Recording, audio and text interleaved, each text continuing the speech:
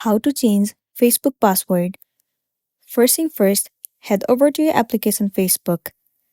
Make sure that you are logged into your account that you want to change the password. Once you're in here, move into menu at the bottom right corner of the screen and then click on this gear icon at the top right corner. Once you're inside the settings page, head over to see more in Account Center. Inside Account Settings, move into Password and Security.